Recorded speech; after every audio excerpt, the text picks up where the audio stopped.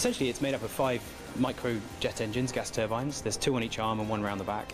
They run on jet fuel, but you can also run them on diesel. You create a bit of blue smoke when you shut them down, but they run perfectly well on diesel.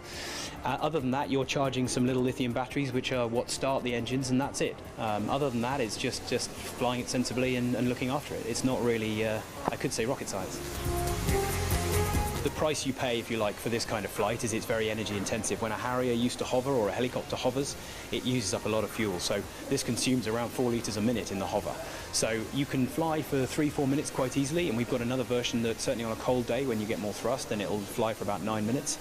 That's something we're looking to improve, but it's the inevitable consequence of flying without wings. So that involves a customer going to our flight training hangar and then spending 3 days in a series of progressive steps, even starting with a VR system just to get familiar, a bit like the analogy of riding a bike is not actually not misplaced. It's a funny process to try and describe, but it's one you have to feel. And if you're in a safe, controlled environment and you can relax into it, knowing that nothing can go wrong, that's the best environment to learn. And then, as I say, I've seen some of my team members learn within minutes to just square away that balance and control. And if you do that in our flight training hangar, you can spend several days trying to get that clear in your head. And once you've got it, then it's very, very stable and simple. The only heat you feel is just standing there in a leather jacket on a warm summer's day.